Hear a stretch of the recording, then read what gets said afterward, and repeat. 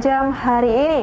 Silaturahmi mancing Sumsel dari tanggal 7 hingga 9 Agustus 2021 kemarin kembali melakukan ekspedisi pemancingan bersama. Kali ini spot yang dipilih adalah spot idaman Simon Reef atau SMR Lampung. Turut serta dalam ekspedisi ini sejumlah angler atau pemancing dari Geraha Pena Fishing Club.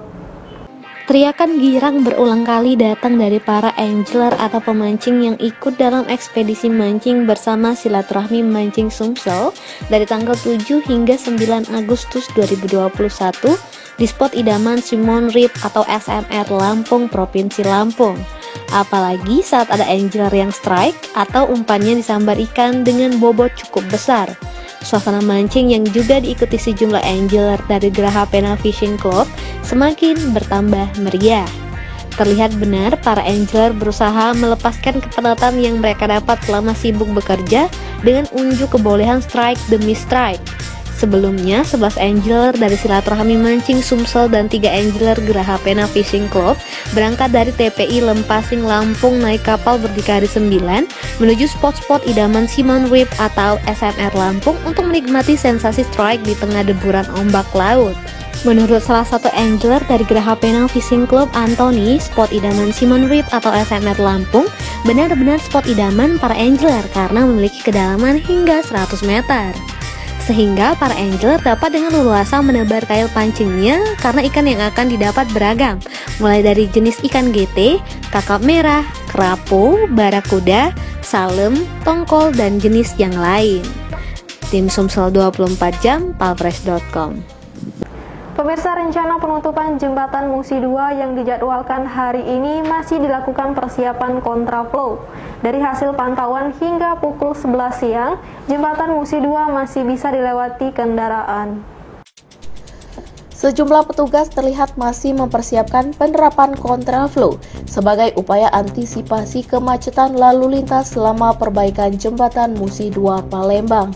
Dari hasil pantauan palfresh.com, penerapan kontraflow dilakukan di depan kediaman pribadi Wali Kota Palembang, Haji Harnojoyo. Selain mempersiapkan pembatas jalan, petugas juga terlihat memperbaiki sejumlah jalan yang akan dilakukan kontraflow. Seperti diketahui, Satlantas Polrestabes Palembang melakukan kontraflow arus lalu lintas dari arah Jalan Alam Syah Ratu Prawira Negara ke Keramasan melalui jembatan duplikat Musi 2. Hal ini dikarenakan jembatan Musi 2 lama akan mengalami serangkaian perbaikan selama 3 bulan ke depan. Reporter dan juru kamera Sri Devi, palfresh.com. Anggota keluarga mendiang Akiditio berinisial P tidak mengetahui jika orang tuanya memiliki uang sebesar 2 triliun rupiah. Ungkapan ini disampaikan Kakak Herianti saat diperiksa anggota di rumahnya yang ada di Jakarta. Pemeriksaan keluarga mendiang Akiditio di Jakarta yang dilakukan anggota Polda Sumsel mulai dibeberkan. Kakak kandung Herianti mengaku tidak mengetahui jika orang tuanya memiliki uang sebesar 2 triliun rupiah. Sementara anak bungsu almarhum Akiditio, Herianti, sebelumnya menyatakan uang tersebut dia berikan untuk penanganan COVID-19 di Sumsel melalui Kapolda Sumsel Irjen Pol Profesor Dr. Eko Indra Heri. Kabid Humas Polda Sumsel Kombes Pol Supriyadi mengaku belum bisa memastikan dana hibah 2 triliun rupiah itu hoaks atau tidak. Untuk saat ini, baru satu saudara dari Herianti yang bisa dimintai keterangannya. Sedangkan keempat saudara dari Herianti yang tinggal di Jakarta belum dilakukan pemeriksaan karena terpapar COVID-19. Reporter Kurniawan, palfresh.com. Berita terakhir Sumsel 24 jam hari ini. Anggota Polda Metro Jaya menjemput paksa Dr. Richard Lee di rumahnya, Gria Investama Bukit Sangkal, Kecamatan Kalidoni kemarin. Penjemputan Dr. Richard lantaran diduga kasus pencemaran nama baik setahun yang lalu. Dr. Richard Lee bersikuku tidak mau beranjak dari tempat tidur saat anggota Polda Metro Jaya menjemputnya di rumahnya di Gria Investama kawasan Kalidoni kemarin.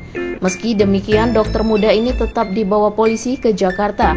Penjemputan paksa terkait dugaan kasus pencemaran nama baik yang dilaporkan Kartika Putri di Polda Metro Jaya setahun yang lalu. Penjemputan ini ditentang kuasa hukum Dr. Richard Lee, Rasman Arif Nasution. Dia menilai penyidik tidak menepati janji dengan membawa kliennya ke Jakarta.